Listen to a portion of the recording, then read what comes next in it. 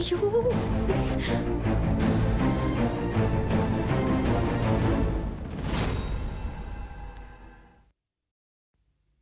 നിന്നേ, ഞാൻ കുളിച്ചിട്ട് നീ കയറിയാ മതി. അയ്യോ പോവല്ലേ ദൈവമേ.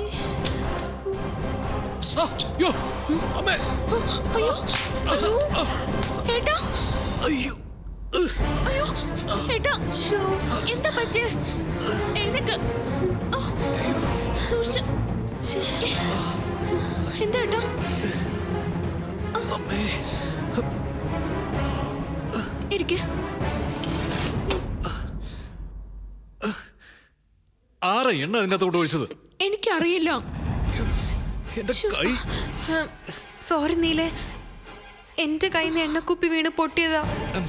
പൊട്ടിയ കുപ്പി കളയാൻ വേണ്ടി പോയപ്പോഴാ നീല് വന്ന് കയറിയത്. ഞാൻ അറിഞ്ഞില്ലായിരുന്നു നീലിപ്പോ അവിടെ വന്ന് കയറുന്നു. എന്താ ഇത്? എന്തു പറ്റി? ഏട്ടൻ ബാത്റൂമിൽ വീണു. അതെങ്ങനെ? അവിടെ എണ്ണ കിടക്കുന്നുണ്ടായിരുന്നു. വല്യമ്മ എന്റെ കയ്യിൽ നിന്ന് അറിയാതെ ആ കുപ്പി. നിന്റെ ബാത്റൂം ഇതല്ലല്ലോ, പിന്നെ ഇതിന് നീ ഇങ്ങോട്ട് വന്നത്?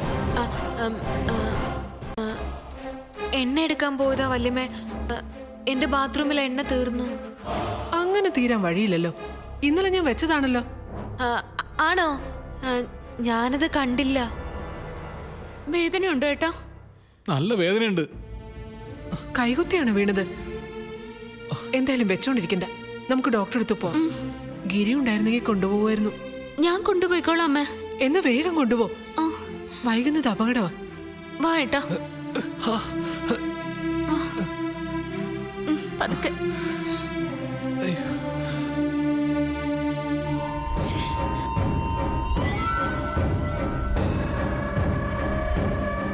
എനിക്ക് മനസ്സിലായിടി എണ്ണക്കുപ്പി എങ്ങനെയാ പൊട്ടിയെന്ന്.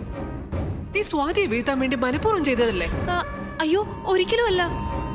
ഞാനെന്തിനാ വല്യമ്മ അങ്ങനെ ചെയ്യുന്നത്? ഇത് നല്ല കഥ.